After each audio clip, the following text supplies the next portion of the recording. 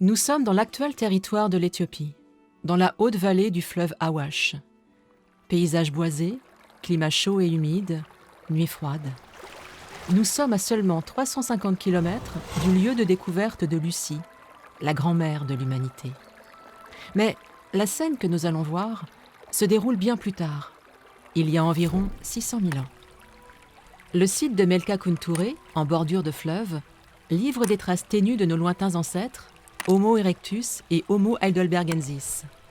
Attirés par l'eau et les animaux, ils y ont séjourné plusieurs fois, tirant profit des roches ramassées sur la plage pour en faire des outils. Si l'on tend l'oreille, on peut encore entendre résonner le bruit des pierres auxquelles un groupe de tailleurs est en train de donner forme. Pour qui sait les interpréter, les pierres taillées sont une mine d'or. On en trouve ici de toutes sortes, du plus petit éclat de taille au biface, cet objet en forme d'amande bien connu du grand public. Étudier comment ces outils étaient fabriqués conduit les archéologues à s'intéresser aux gestes et aux décisions des tailleurs de pierre, ainsi qu'au processus d'apprentissage. Pour apprendre à tailler, une jeune Homo heidelbergensis ramasse des fragments abandonnés et imite les gestes de ses aînés. On peut en tout cas l'imaginer. Son frère, plus expérimenté, renonce moins rapidement qu'elle. Il retourne sa pièce et par 2 fois retente sa chance. Ce sont les erreurs de taille qui indiquent aux archéologues l'existence d'apprentis tailleurs. Leur père, passé maître en la matière, les observe, amusé, et corrige leurs gestes. La taille est comme un jeu d'échecs. Il faut prévoir au moins 3 coups à l'avance et s'armer de patience. Finalement, c'est lui qui s'impatiente, car intransigeant sur la qualité des matières premières, il leur faudra peut-être marcher longtemps pour trouver de nouvelles pierres. Les qualités mécaniques et esthétiques des roches ne sont pas négligeables. Les archéologues le savent bien, pour s'être eux-mêmes souvent initiés à l'art de la taille. Les roches les plus dures, du basalte et des laves, se trouvent un peu partout autour de nous. Nous sélectionnons dans les lits des cours d'eau les meilleurs galets que nous transportons pour en faire des petits outils et des percuteurs.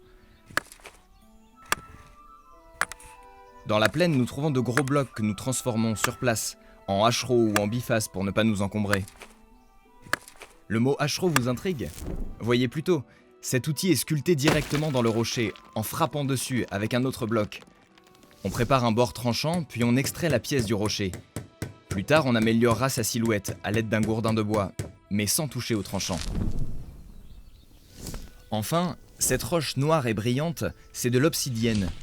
On la trouve à 7 km de notre campement, soit pour nous, environ une demi-journée de marche. Elle nous sert à fabriquer les bifaces les plus fins, mais surtout des racloirs et des perçoirs. Comme elle est fragile, nous la transportons en petits blocs ou grands éclats pour la tailler sur la plage.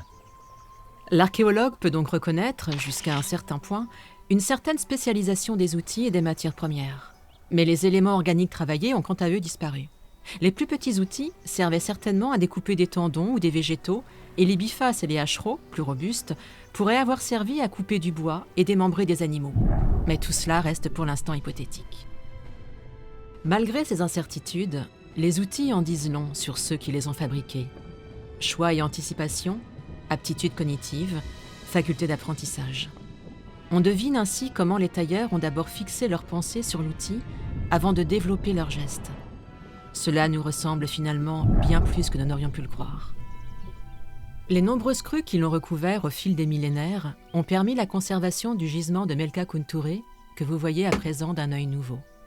Quelques pièces, qui paraissaient à première vue insignifiantes, révèlent en fait une caractéristique du genre humain, la capacité à se projeter dans le futur. L'avenir de l'homme se situerait-il dans son passé ?